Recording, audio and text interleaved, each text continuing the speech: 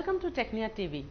I, Dr. Vandana Raghav, working as a professor in the Department of Management Sciences, Technia Institute of Advanced Studies.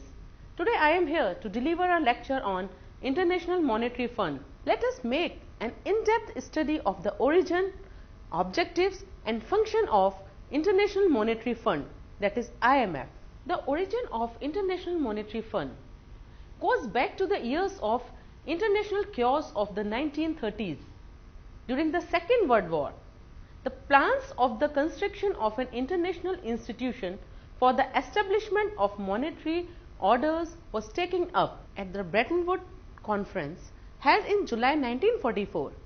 Delegates from 44 non-communist countries negotiated an agreement on the structure and operation of the international monetary system. The Articles of Agreement of the International Monetary Fund provided the basis of the international monetary system. The IMF commenced financial operations on 1st March 1947, though it came into official existence on 27th December 1945, when 29 countries signed into Articles of Agreement. Now in 2018, the IMF has near global membership of 189 member countries. Virtually the entire world belongs to IMF. India is one of the founder members of the fund. Now we will discuss about the objectives of IMF. Article 1 of the Articles of Agreement spell out 6 objectives for which the IMF was set up. These are to promote international monetary cooperation through a permanent institution which provides the machinery for consolidation and collaboration on the international monetary problems, to facilitate the expansion and balanced growth of international trade, and to contribute thereby to the promotion and maintenance of high level of employment and real income, and to the development of the productive resources to all the members as primary objective of economic policy. The third point is to promote exchange stability, to maintain orderly exchange arrangements among the members and to avoid competitive exchange depreciation, to assist in the establishment of a multilateral system of payments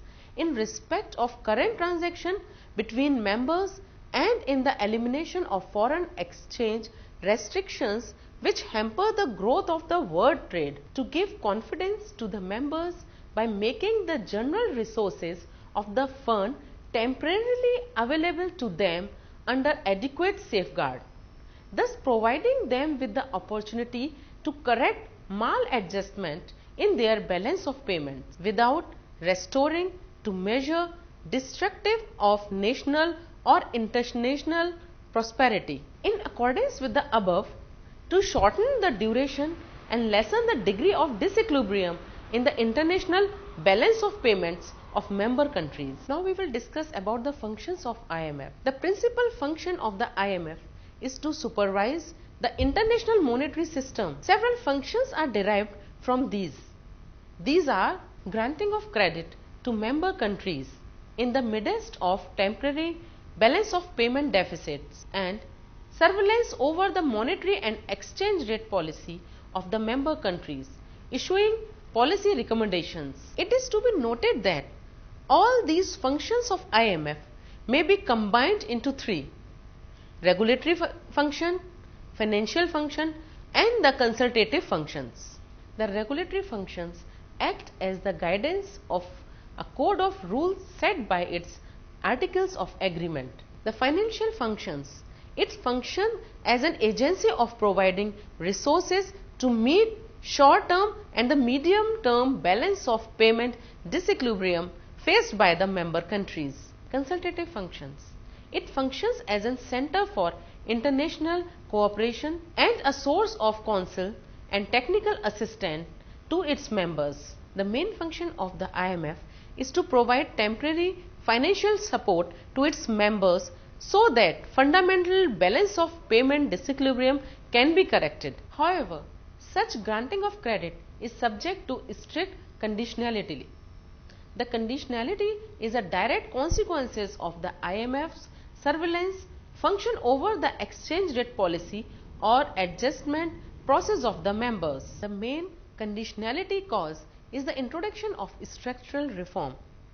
Low-income countries drew attraction to the IMF in the early years of 1980s, when many of them faces terrible balance of payment difficulties and serve debt repayment problems. Against these backdrop, the fund took up stabilization program as well as structural adjustment program. Stabilization program is a demand management issue, while the structural program concentrates on supply management. The IMF insists member countries to implement these programs to tackle macroeconomic instability. Its main elements are application of the principles of market economy, opening up of the economy by removing all barriers of trade, prevention of deflation. The fund provides financial assistance. It includes credits and loans to the member countries with balance of payment problems to support policies of adjustment and reform. It makes its financial resources available to member countries through a variety of financial facilities. It also provides concessional assistance under its poverty reduction and growth facility and debt relief initiatives. In addition, technical assistance is also given to the fund. Technical assistance consists of expertise and support provided by the IMF to its members and several broad areas: the design and implication of fiscal and monetary policy, institution building, the handling of accounting of transactions with IMF, the collection and retirement of statistical data and training of officials. Maintenance of stable exchange rate is another important function of the IMF. It provides multiple exchange rates. It is to be remembered that unlike the World Bank, the IMF is not a development agency. Instead of providing development aid, it provides financial support to tide over balance of payment difficulties to its member countries. Now we are moving to the next topic, in which we discuss about the organization and management of the IMF. Like many international organizations, the IMF is run by a board of governors, an executive board and an international staff. Every member country delegates a representative, usually head of central bank or finance minister, to the board of governors, the top link of the chain of command. It meets once a year and takes decision on fundamental matters such as electing new members or changing quotas. The executive board is entrusted to the management of day-to-day policy decisions. The board comprises 24 executive directors who supervise the implementations of policy set by the member governments through the board of governors. The IMF is headed by the managing director, who is elected by the executive board for a 5-year terms of office. Rights and obligations, that is the balance of powers, is the fund is determined by a system of quotas. Quotas are decided by a vote of the board of governors. Quotas or subscriptions roughly reflects the importance of member in the world economy.